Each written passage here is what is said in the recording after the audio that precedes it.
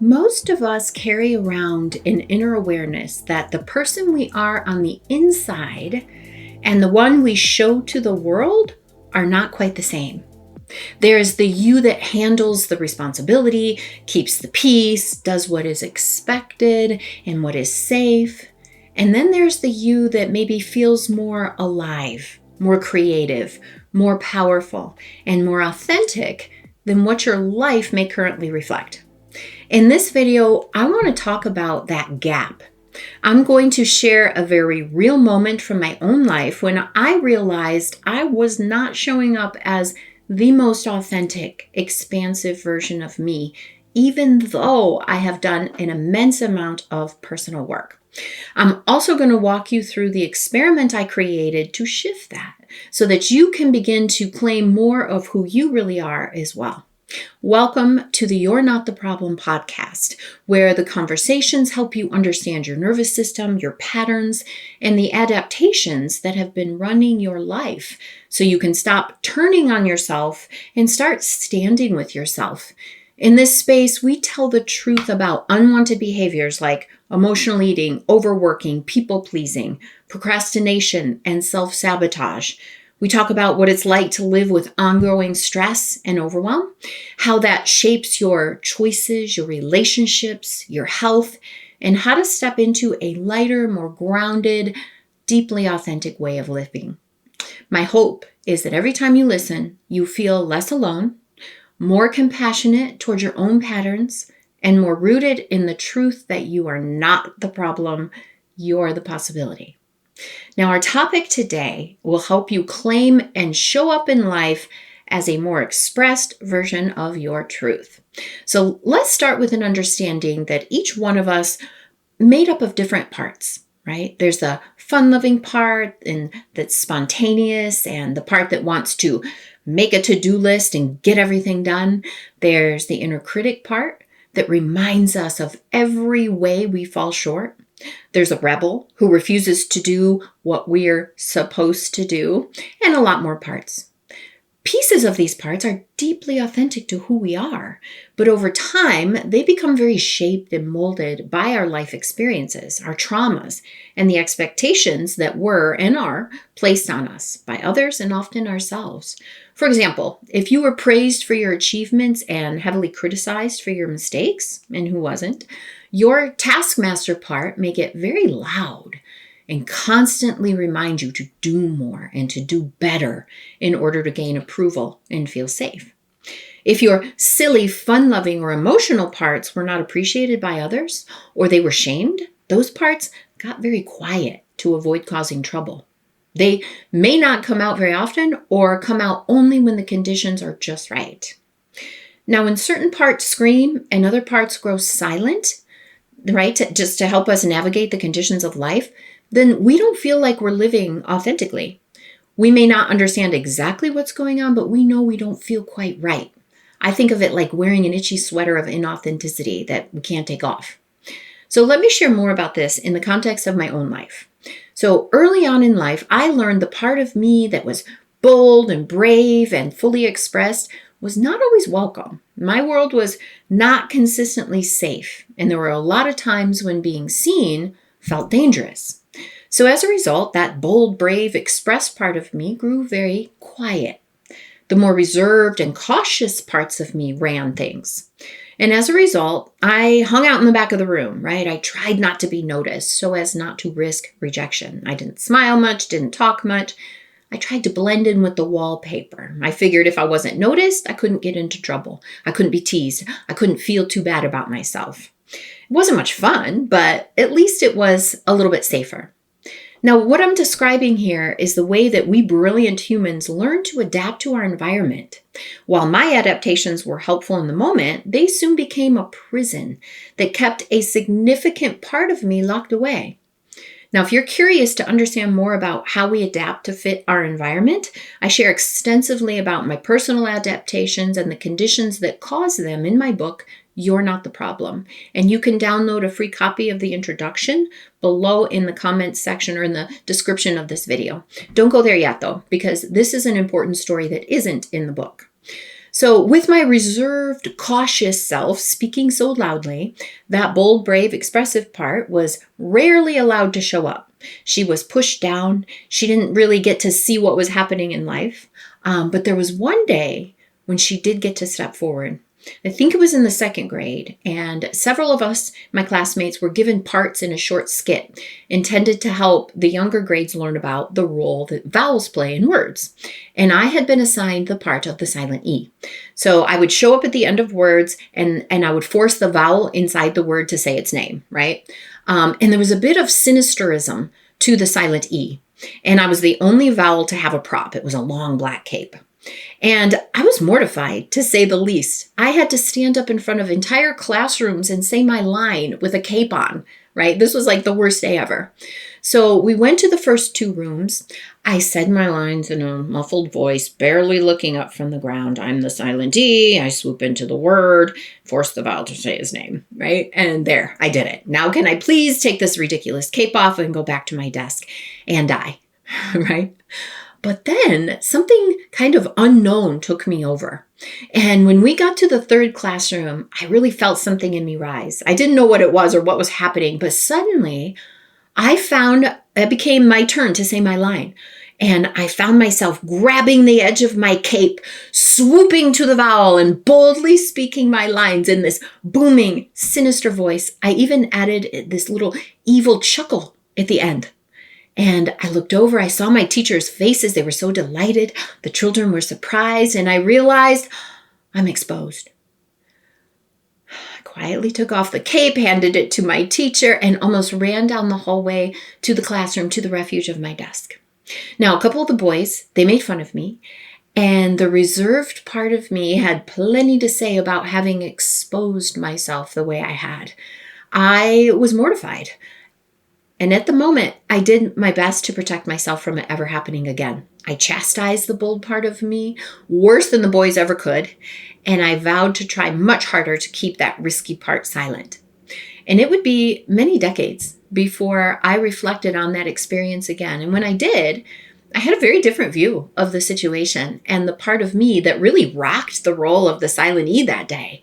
I realized that the brave, bold, expressive part that showed up in that performance was an authentic part of me. She was cool. She brought life to that silly skit, and for a brief flash, she had fun being fully expressed.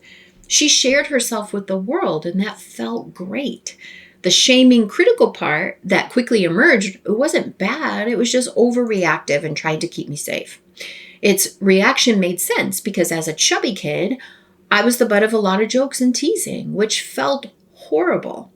The reserved part was doing its best to protect me. Now, upon reflecting on that old experience, I realized I had spent decades holding myself back and living a life that was smaller than the one that was possible and authentic for me. The truth was, I have tremendous respect and admiration for that bold part. I named her the Silent E. And in my personal development work, I started to notice her more, create spaces where she could come out and play, and began to enjoy the times that she came forth. Before I would give an online event or a workshop, I invited her forward. I'd tell myself, okay, I need Silent E to come today. And I was becoming more and more comfortable letting her lead. But I realized there were still spaces where she wasn't allowed to be. And I wasn't aware that I was still holding myself back until a little over a year ago. That's when I took up belly dance at a small studio led by this really welcoming, fun as hell, just beautiful soul. The ladies in the class were all the same, and I thought to myself, what a great environment. This is going to be amazing. But I struggled to feel free and at ease in the class. I couldn't let go and just be my Silent E. For some reason, I was still holding her back. I knew she was there. Why couldn't I get her to step forward? I was too rigid in my moves, too serious. I wouldn't allow myself to fully engage in the hair flip or the intense stare. I got flustered at times, and I felt myself shut down. Now, these days, when that kind of experience occurs, I don't judge. I get curious.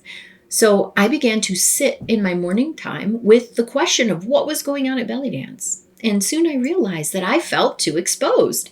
It didn't feel safe for some reason to let my Silent E out completely, even in that safe environment where there were zero stakes.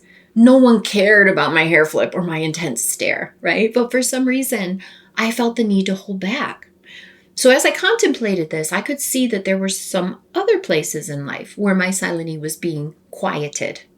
So in my work, I only shared like the deeply personal parts of me with my closest clients because I knew they wouldn't judge me. I was comfortable always showing the professional side of me, but there was more to me. And that part was being held back. I wanted to let my silent E out more. I wanted more freedom. I wanted more expression. So I did what I do. I devised an experiment. Okay, now I want you to pay attention because when you finish watching this video, you'll be able to devise your own experiment. Start by identifying a part of you that wants to be more fully allowed into your life. Is it a confident part, a fun-loving part, a part that takes action, a part that speaks its mind, a part that's sexy, funny, carefree? And then we get super clear on what that part is. What are its attributes? When have you been that part? Describe the situations. What does that part look like? What does that part wear? What does that part say? How does it act? Get as clear as you can. Then to help me, I pulled 3 goddess cards from my deck. Lilith, Power, Baba Yaga, Wild Woman, and Freya, Magic. And these goddesses stood as archetypes within me, right, that I could tap into to draw out my silent E in situations where maybe she didn't quite feel comfortable. And you could do the same by finding archetypes that match the part you want to embrace. It could be goddesses, gods, popular figures, people you know, elements of nature, symbols of any kind. Next, I decided on an event about a month in the future where I would fully embody my silent E at the highest level. That event for me was a photo shoot. My team had been asking me for more pictures to use for posting, for the new website, etc. And for some reason, I had been avoiding it. But now it seemed clear that a photo shoot would be the perfect opportunity to coax my silent E out of hiding. And I love this option, especially because the photo shoot would give me lasting evidence of my silent E. The pictures would be of her. Now, as a side note, I've put a link below to the video description for you to see some of my favorite photos from that shoot. And I used the entire month before the shoot to prepare myself to really embody my silent E.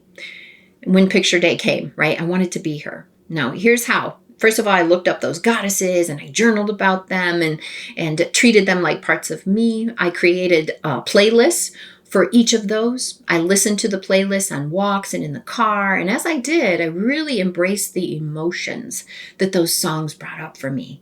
I felt myself as the powerful one, the wild woman, the magic force. I was like a child playing make-believe, truly. I chose outfits to wear on picture day that matched these 3 aspects of my silent E. I hung them up where I would see them every day. And then I chose a photographer who would understand my mission and be a willing participant.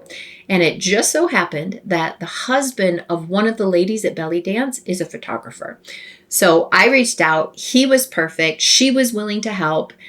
Everything I needed to coax silent E out of hiding, it was really coming together. And I began to mentally rehearse what the event would be like with silent E in charge.